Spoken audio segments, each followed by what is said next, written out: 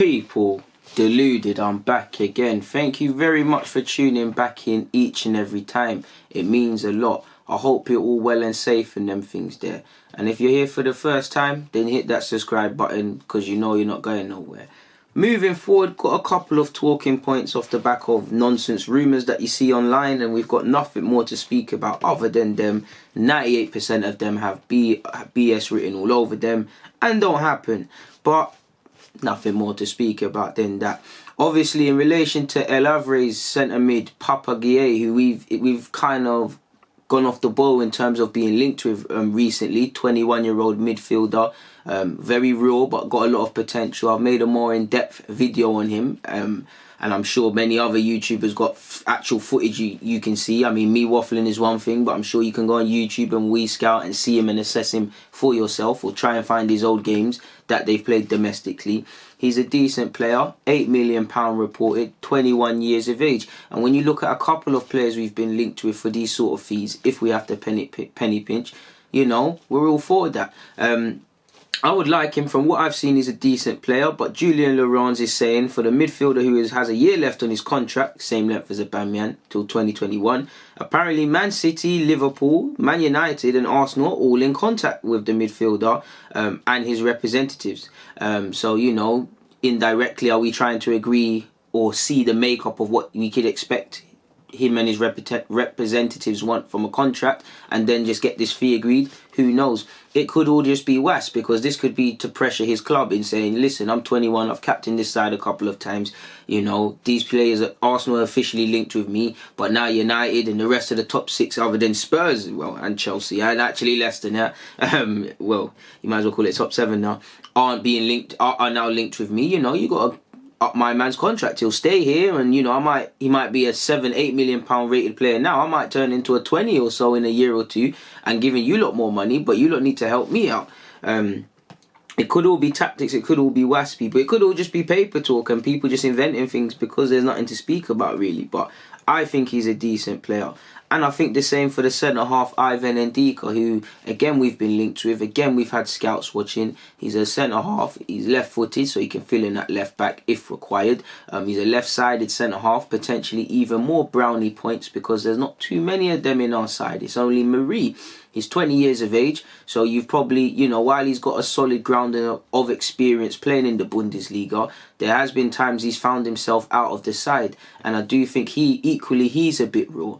Like with Papa, you know, probably not the biggest of fees you're looking at, which gonna give us more money to do things elsewhere. Of an age where they can develop, in that they're both in their early 20s. In fact, Ndika is 20. Obviously, there's potential resale value here. Like Arteta, we've got youth on our side. Arteta is old enough to kind of, if he gets it on track, help with this rebuilding stuff. We need to bring in stuff and change people and stuff, but you look at dotted around our team, we've got a lot of young players that look decent, a lot of early players, early 20 players that look decent, and a lot of mid 20 players that are okay. Man still need to be moved on. There's still exceptions to the rule in certain things that I've said there, but you get the point, people. But in relation to what's actually been said, apparently being reported is, well, this is by Area Polic on Twitter, and I did think I saw this in Blind as well, so make of that what you will. But apparently he's represented, I can never say that word properly, he's represented by some of Nicolas Pepe's representatives. The player's preference is to join the Premier League over Serie A, therefore a move to Arsenal could be on the cards. And it, you know, Arsenal, you know, it could be a good move to him. Again, I've spoken about Ndika more in depth, so I'm not going to go over the certain things. You know, chance to play first team football in the Premier League, chance to be part of the project, chance to be, you know, the Arsenal attraction with French players. And, you know, you've got another sort of age mate in Saliba coming next year. You could be part of something and the carrot to help this team return back to where it was. He's been linked with Liverpool. Again, Arsenal, the only thing and we've probably even got more centre-halves on our books, but I think we could only offer him more first-team football, purely because there's probably less competition for places at Liverpool. I mean, here than at Liverpool in terms of quality. Liverpool, Gomes, I rate Ndika very highly, but Gomes right now will probably be ahead of him just because he'd be coming into a new side. Matip's done decent. He's better than Lovren, so there's that. Van Dijk's always playing, but that could be something he relishes. Obviously, Klopp is German, so he can. There's always being a player who's played in the Bundesliga, and Klopp being a German national and stuff like that. And he's won the Bundesliga as a manager. That might be something that tips the balance. Obviously, Liverpool's a big club, winning stuff. It's plenty of reasons to join Liverpool. In fact, if I was him, I'm not gonna lie, people. I'm joining Liverpool. I'm joining Liverpool. Even on the sliding, he can be used at left back. If Robertson don't play, who is Liverpool's left back? Off the top of my head, I don't know, people. So there's opportunities there, and he's only 20. So there's opportunities there, and Gomes has been a bit shaky, so he could quickly get ahead of him. It's firmly a position there for him if he can prove he's the partner to Van Dijk. He's a left-sided centre-half, so he'd complement well. I don't think his passing range is mad expansive, but he can play a ball, people. He's not an idiot. He's a decent player. I'd like it to happen, but will it happen is the most important thing. I personally don't know. Lastly, people, and this is off the back of just randomly searching stuff about David Luiz today, and really I listened to Callum Hudson-Odoi and Loftus-Cheeks, a teammate thing on YouTube years ago. And I've wondered about David Luiz if he wants to be a coach and stuff. Because when you glance at him first, not that a manager looks a certain way or whatnot, people might say, nah, he doesn't. And he might very well not. But Callum said, back to his Chelsea days, he said he was asked someone that could be a manager. He said Luiz. He said indirectly he's spoken about it and something he'll seriously consider. If you look at Arteta's comments today, obviously Luiz isn't going to join our coaching staff today. But he said we might need some coaches. Can't remember the exact statement, but he said we might need some coaches or players with one eye to that. So that obviously opens the door to maybe Santi Cazorla returning as a coach in a quicker future, in the near to distant future, quicker than maybe suspected.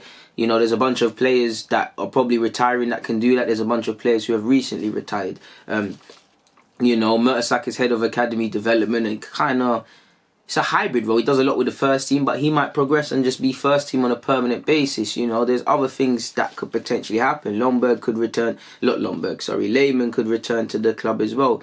You never know. But for me, when I look at it, why couldn't David Luiz? He's got that Brazilian passion, so he's got that fire in him. I believe he's got that. He speaks multiple languages. Regardless of what we've ever thought about him as a player, everybody that speaks about him says he's a good man, says he knows how to speak to people. He's more or less a father figure for people like Martinelli, which naturally that's going to happen. But the young players, he gets on with his fellow experienced older colleagues, and the middle range, he does well too. He's genuinely a liked character. It's not about being liked. My point is, with today's football, you've got to be good at dealing. How you talk to him might be different with how you talk to him. The reaction you want, you might have to speak to him a bit more sensitive. You got to be nicer. So his people skills are good. That's arguably, I'm not going to say it's more important than tactics in today's day and age, because if you ain't got no good tactics, you ain't going to win. But there's plenty of good tacticians failing because they can't get players on side. It's not iron fisting no more. So he's got that. He's got the passion. He's obviously got the experience being a pro footballer.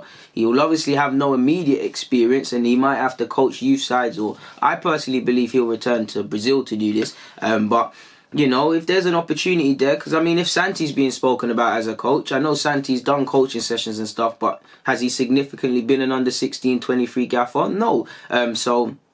And also Perez could finally get a permanent job. I know he's part of the furniture. He's probably still at the training ground regardless of this ban. But there's an opportunity for everybody. And if he could, obviously Arteta sees him as a leader. Clearly Arteta sees him as a leader. Arteta, for whatever reason, regardless of what you believe about the player, has said, yeah, you're my guy. And he's replicated that. He's been given another year, so that gives him another sort of year to be with Arteta. Arteta might say, yo, listen, you've been here, you know what, you might as well be part of my coaching stuff. And before you know it, Luiz has got a job until he properly retires, not just football retirement. Because obviously, head coaches change their teams and stuff, but more or less it's the same man. If I'm a coach, and I've got an assistant and I've got a couple other coaches, you're going to move with man that you can trust. Obviously, you're open to new relations, new friends. You might have to work with people. But the bulk of your coaching stuff, you're moving them. Look at Jose. Obviously, up until recent, but, how many times, I don't know all their names, but it didn't matter if he was at United, Chelsea, Spurs, maybe not so much Spurs, but Spurs, Madrid, Inter. There was the same faces behind the scene. Obviously they were different, but you saw the same Rio Ferreira. You saw, you get me? You saw all of them people, and the same goes for everybody, rightly or wrongly. So who knows, people? I just think it is one to keep open. I'm not saying he's going to be, you know, the next Pep or anything. I just think, because he is, even at Chelsea, he's very loved by everybody. And so, and obviously he's got he must have competencies in his own rights. And he's very vocal as well when needs to be. He's a joker, but especially at the Emirates, you see him when, regardless of if he makes a mistake or not, you see him doing that. You see him kind of coaching, like he's forever coaching Saka. And Saka needs that, being a young man and left back not being his position, and he is helping him. But, you know, could this man be a manager? There's more to the surface than what man might see with Luiz people as a playful character. And it's always the unexpected ones that turn out to be managers, and actually the best managers 9 times out of 10. Or if they're not unexpected circumstances. But I'm not going to bore you lot. I'm going to get out of here now, man. People, it's always a pleasure speaking to you guys, but I'm going to get out of here. Deluded. I'm out.